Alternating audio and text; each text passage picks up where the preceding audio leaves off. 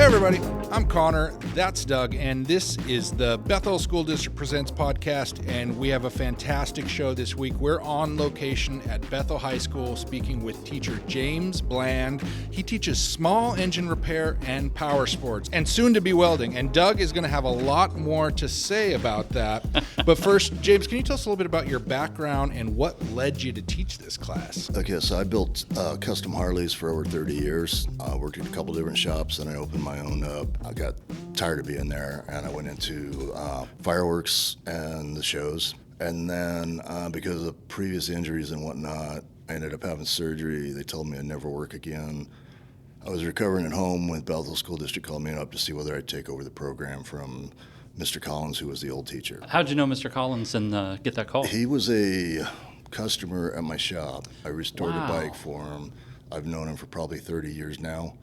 And then one day, as a joke, I thought it was a joke. He goes, "Hey, one day when I retire, you're going to take over the class." Here I am.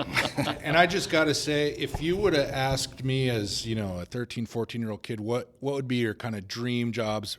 Maybe like building Harleys and designing fireworks shows probably would have been like right under professional baseball player. So you kind of were living the dream there. Also hot rods. Just the trifecta. And this is cool too. And Doug will have a lot more to say about the kind of hands-on experience because we just got a personalized tutorial on welding. We did. You started out on the VR welder that we used to train the students. There's no wasted materials that way. There's no flame, no fire, no chance of burning clothes or skin. Once they get the virtual welding down, if they want to go into it, then we move to the back room where the welders are set up, and I teach them how to weld, kind of like what we went through today. Yeah, super awesome. And this year at the Technology and Art Fair, you had that VR welding set up there, and I was there getting video and photos, and just watching it, I was really amazed at, this is a really cool way to start the process of learning how to weld. And it was cool. I saw elementary school kids on that. I saw grandmas and grandpas trying it out, like really, really hands-on stuff. I love that. The students did an excellent job of running the welder and everything. I really just sat back in the back and almost did nothing.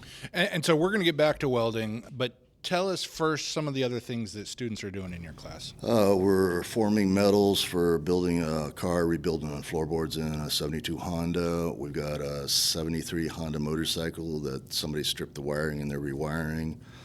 We've got the, what used to be it was the top of the line race cart.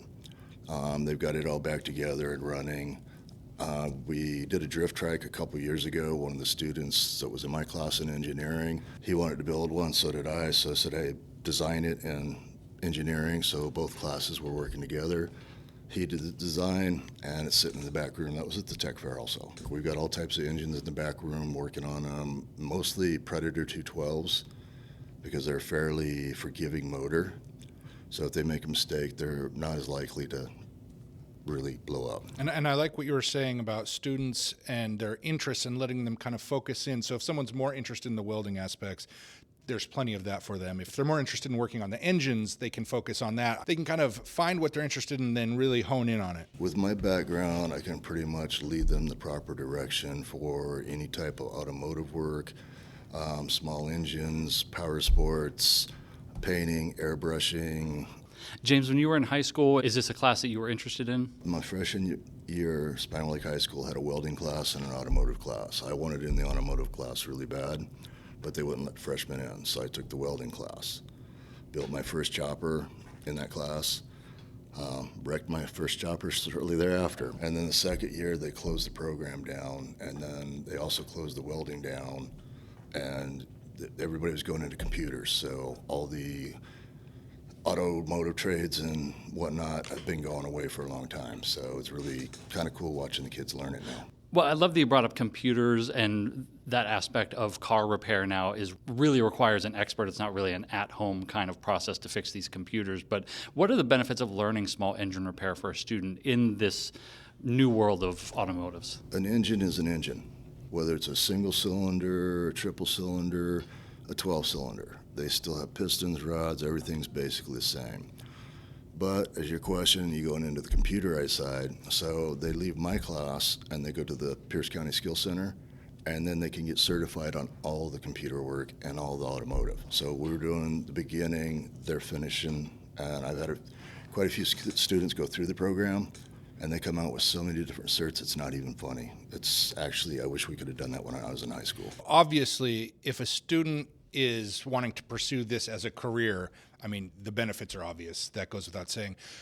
Are there benefits for a student who may not want to pursue this as a career? Are there any kind of at-home applications other than just kind of, I like tinkering with stuff? Has your car ever broke down? Absolutely. Lawnmower ever broke down? Absolutely. And what'd you do? I You had called someone. Okay. I paid some money. Not everybody has the money to pay. Yeah. And I don't know what they're charging now, but we were charging like $100 an hour 20 years ago Yeah. Wow. for the custom work. So when someone leaves this class, they probably will be able to fix, minor. Vacuum leaks, gasket leaks, adjust valves, pretty much what you do on a normal motor. We're trying to get a couple V8s in here right now, the older ones, because they don't have the computers and we don't have to worry about somebody short circuiting or whatever. So I'm working on getting them. One of the parents of a student has offered to donate one. He just hasn't shown up yet. So That's very cool. Yeah, it seems like a lot of donated stuff back there that really helping the students here in Bethel. we've had everything from weed eaters, edgers, riding lawnmowers, commercial mowers. We even diagnosed the Kubota at one time just to see which student would pick up on what needed to be done, which was basically nothing but a battery. So And you mentioned that kind of engines are engines, but I imagine there are little tweaks here and there. And how much do you keep up with industry changes to kind of bring back to your students? the small engines haven't changed a whole lot. Okay, they really haven't. An engine is an engine. The technology with the computers is what makes the difference. So, and most of the stuff we work on don't have the computers. So they're getting a good base here. They're getting a base. Okay. Well, that's really awesome. As a teacher, I'm sure you have some success stories that you've seen, maybe a student that starts like where I was when I was trying to weld earlier. One of the students that was at the Tech and Art Fair was actually, he graduated 2 years ago. A couple weeks after he graduated, he called me and thanked me for what I showed him, because when they gave him the test for the welding to get in the Boilermakers Union, he passed it. That's so awesome. He was brought into the union there. He worked for that for a while, but they kept closing down job sites and stuff. So he looked around. He found a fence company that needed a welder. He's now the lead welder. Wow, that's So fantastic. he was the tall guy that was there. Yeah. Yeah. And to give people a sense, career path-wise, is that a pretty high-paying job for someone to get into? Especially coming right out of high school, being the lead welder in a shop, yeah. So this is a place where you're going to learn some stuff that's valuable for them. If you pay attention, yes. That was my problem in high school. Didn't pay attention really to much of anything. So, Doug, I want to get your firsthand experience because I was lucky enough to not be the one chosen to weld. But I got to document your welding journey today. Give us a little firsthand take of what that was like, because it looked, the sparks were flying. We got some video. We'll share it with you on Facebook. But describe a little bit what that was like. Yeah, well, I will say jumping into that VR welding, no problem. I'll try VR out anytime. And James, you were really being helpful, showing me how to guide the weld with my hand and things like that. And that was, just like playing a video game. But when you get over there and then you turn on some type of, what kind of gas was? That was the argon CO2 for the MIG welder, That's what I was going to say. So, which is what you were doing on the VR welder, okay. only it was live. So that was another thing. I just assumed there you push on and then you start welding. You went through like 13 menus of choosing different, what type of material you're using to weld, what type of weld are you going to do, it was very cool. And then when we got over there and you turned on the, I already forgot. The MIG welder.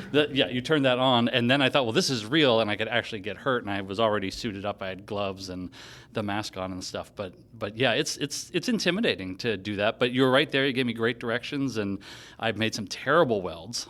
When you finally loosened up and was just listening, then they started coming out really good. Yeah. A few more times, you'll get decent weld. So, James, give it to us straight. Does Doug have a career as a welder? If this whole communication Don't quit the day job. That's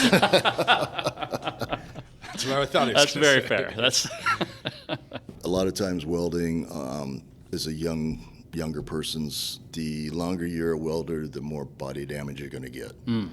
it's tough. It's a tough career. And what does it take? Are there some kind of personality traits or proclivities that would make a kind of naturally good welder from your years of experience at this? Or can anyone do it if they put enough time in? I haven't found anybody that couldn't be taught. And typically my female students do way better than the male students do. One of the female students, she actually got into a competition. I don't know exactly what the competition was, but it was for one of the tech schools.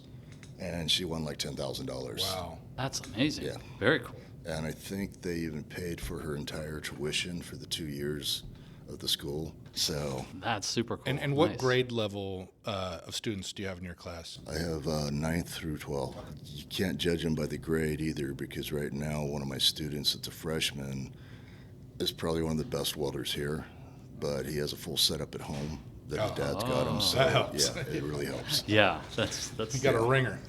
Yeah.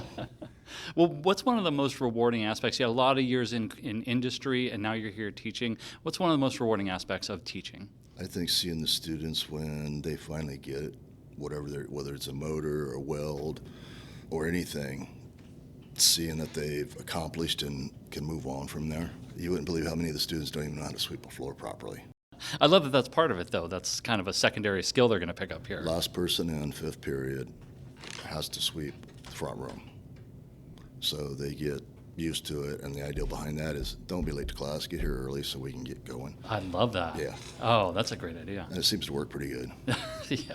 Well, it looks great in here. So we've got a brand new Bethel High School coming online in 2026. Thank you, voters. What can people expect from the new facilities over there? I can't wait for the new shop in Bethel. I've seen the blueprints, the equipment, and all that. And we're going to go more into the welding. We're going to actually have we're going to start out with at least one full class of nothing but welding, so the power sports and all that will be moved out this side. The need for welders right now is extremely high. The pay is nice. You can go pretty much anywhere in the world if you can weld. Well, James Bland, thank you so much for joining us. James teaches small engine, power sports, and welding here at Bethel High School, and we sure appreciate what you're doing for the students here. Absolutely. Awesome episode. Thank you again, James Bland, and we will be back next week with a brand new episode.